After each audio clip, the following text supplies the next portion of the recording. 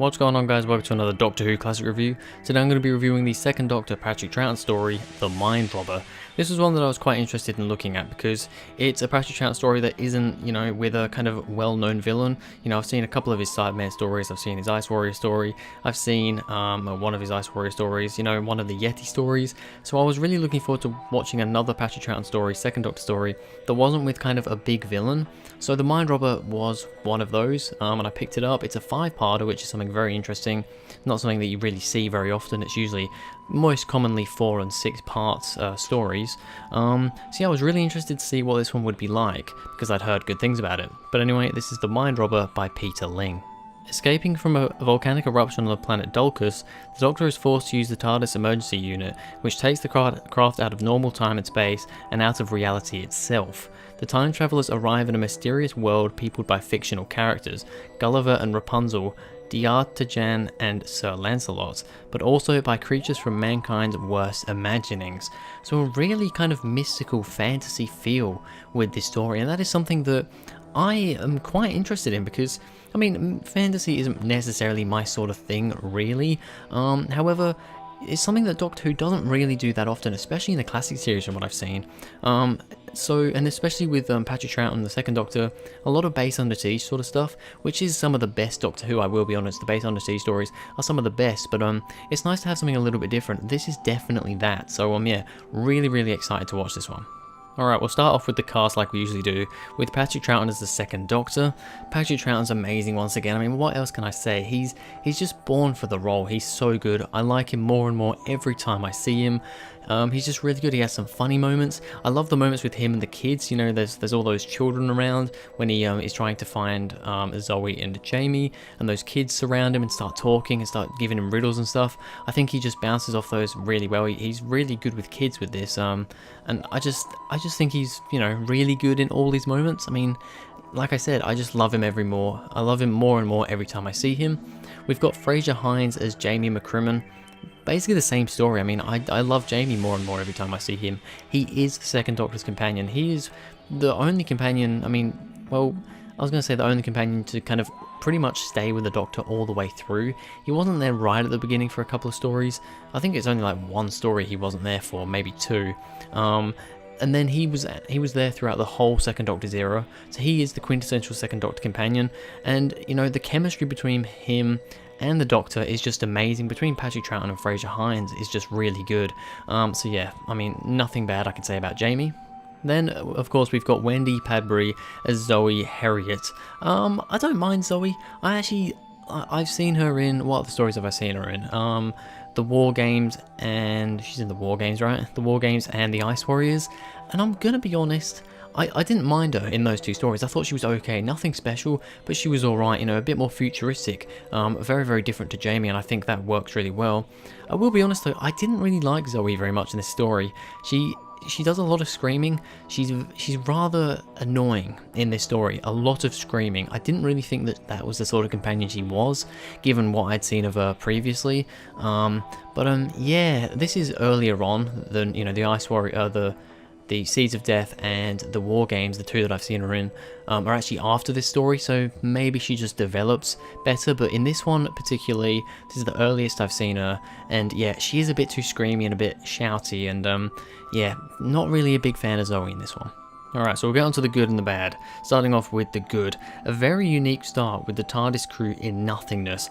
I really love the first episode. The first part of The Mind Robber is such a good part. It's so mysterious. We have no idea what's going on.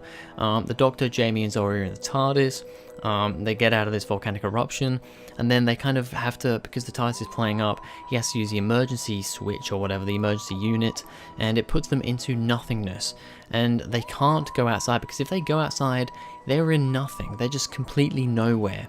And I just think it's a really mysterious, really just interesting start to the episode. We don't really necessarily know we don't know what's going on at all. We have no idea of what the villains are. Or anything, but just the feel, and it's a very most of episode 1, part 1, takes place in the TARDIS. I think they do they go outside? No, I think part 1 finishes, yeah, the Doctor does go outside and tries to find Jamie and Zoe, but then part 1 finishes where he basically has to use the TARDIS like blows up, and it's such an amazing cliffhanger when the TARDIS is just flying in space. And yeah, I mean, it's just a really fun episode. Just the way this one starts is so interesting. Like I just said, the TARDIS exploding. I mean, what a cliffhanger. Jesus, what a cliffhanger. The Doctor's like floating in outer space, looking unconscious basically. And you know, Jamie and Zoe are clinging onto the TARDIS console. However, they're just floating into nothing. Yeah, quite an interesting, weird thing to happen. Yeah. Definitely interesting. The Doctor solving riddles and puzzles. Yeah, when he's with those kids, they're giving him riddles and he's trying to solve the riddles. Then there's also that thing where, you know, he finds Jamie but he's kind of frozen and he has to like put his face back together and accidentally puts the face wrong. And then Jamie is then played by a guy called Hamish Wilson for about pretty much a whole episode. I'm not sure if it's episode 2 or 3. Fraser Hines basically isn't in that episode at all because Jamie's being played by another guy because the Doctor got his face wrong. I thought that was pretty funny, a pretty weird little thing there. Just something interesting, and you know, just to add in there for a bit, having, you know, another person play Jamie, just and he actually did a really good job of it. You could tell it was Jamie. You could just, with the voice, the accent, just with everything, you could tell it was him, but it didn't look like him, and I thought that was really cool. Jamie talking with Rapunzel. Yeah, I love how he thinks, you know, a rope appears in front of him and he's just like, oh, look, a rope. He climbs a rope to the top of a tower and it's Rapunzel at the top of the tower, and he doesn't, from what I can tell, doesn't know who Rapunzel is. Remember that he is from a time way, way back in our past, so I guess Rapunzel wasn't a thing back then. It wasn't a fairy tale, wasn't a, you know, a thing, but, yeah, I just think that when he, you know, finds her and he's up there, he's like, oh, thanks for letting me use your hair or whatever. She's like, yes, everybody uses it. It's kind of what it's there for. Everybody just uses my hair as a rope. And I just think that, you know, they have some very funny moments. And to be honest, throughout the whole thing, because we see Rapunzel show up a couple more times with the Doctor, with Jamie and all that. She's pretty funny. I just like her. She's a funny character. And just a lot of funny stuff, really. Zoe fighting this superhero. Yeah, that was a bit... That was interesting. It wasn't the most amazing looking fight scene, I will be honest. It was a bit random. She kind of just kept on doing the same move over and over again, flipping the superhero over her shoulder basically. And she did look a bit kind of sporadic and a bit jumpy and weird. But yeah, it was definitely an interesting thing. I didn't know Zoe had a fighting background, but I guess she does. It was a little bit meaningless though. I mean, I suppose it was kind of to, you know, after they defeated this superhero, he was then on their side and helped them out throughout the rest of the story. So that was pretty cool. But I mean, it was kind of just a bit of a random fight scene. It kind of felt like they were just like, oh, we kind of want a bit of a fight scene in here. We want to get this superhero on our side, so let's just have this random weird fight scene. It was cool, but a little bit out of the blue. The Doctor saying sausages was a fun moment. I've seen that clip before, you know, where he just goes, sausages. You make them into like a string full of sausages or something like that. I'd seen that clip before, didn't know it was from this episode though, so seeing that was interesting. Just a funny little moment there. And then finally, the Doctor and the Master battling with their minds. This isn't the Master as we know him, you know, the Time Lord Master. They call this guy the Master, but this is before the Time Lord Master was a thing. So yeah, it was a little bit confusing, kind of to me, hearing, oh, who's this Master? Oh, this Master guy, and I was thinking, the Master? The Master's in this story? And then I was thinking, oh yeah, it's not the Master, but that's what they call him. Yeah, I loved the Doctor and the Master having the battle with their minds, you know, when the Doctor gets like plugged into the machine, but he's smarter than this other guy and he just plays his words really well, and it's just such an epic final scene. I really liked it. Alright, so there are a couple of bad things I do have to talk about. First of all, I did mention this before, some horrible screams from Zoe and a lot of yelling. The screams are one thing. I mean, a lot of classic female companions in Doctor Who do a hell of a lot of screaming. Susan, you've got, you know, what's her name? I mean, Sarah Jane from time to time. Of course, we've got Zoe here, we've got Barbara, we've got, oh, what's her name? I can't remember. Bonnie Langford's character. I've totally forgotten her name. Yeah, I can't remember. But, you know, all the screamy female companions you got in Doctor Who. And I didn't really know that Zoe was one of those, but it seems like she is, or at least earlier on in her run she was. But apart from that, she also just had a lot of scenes where she was yelling. When she was like calling out for the Doctor, just my ears were ringing at how high the kind of frequency was when she was yelling. It was hurting my ears. So yeah, that was a bit off-putting.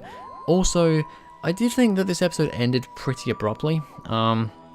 Basically, after the Doctor defeats the Master with his mind games, I can't exactly 100% remember what happens, but the TARDIS comes back again and they kind of get teleported or something back to their times when time's been restored again. And it does kind of end very abruptly. It's like, we're going to go back to our times again, it's all going to be fine. And then the credits roll. And it's just like, oh, so did they make it? Are they okay? What happened? Maybe that kind of leads on to the next episode, I'm not sure. But yeah, it did feel like it ended a little bit abruptly. Alright, so the Mind Robber, what did I think of it? You know what, I actually really liked it. Apart from the screaming and the yelling from Zoe and the slightly abrupt ending, however, it was kind of justified as what happened in the end, and I thought the whole mind game with the Doctor and the Master was very good. It just, the actual very last right bit at the end was a bit abrupt. Apart from that though, this episode was very unique. I really appreciate that, very, very unique. And just a little bit of fun as well. A little bit more of a funny, laughing episode, not too serious, but at the same time it has those serious moments in it, and I love the riddles, I love the puzzles. So altogether, I'm going to give The Mind Robber a 10 out of 10. I do think this is a very good story. The issues that I have with it are so minimal that I don't think it should really weigh down the story. And I actually just had a lot of fun watching this one. I really enjoyed it. So yeah, a 10 out of 10 for The Mind Robber. I really liked it. But anyway, that's going to be it for this video, guys. Thank you very much for watching. If you enjoyed, please go ahead, like and subscribe. Go follow me on Twitter, link is in the description below, and I'll see you guys in the next video.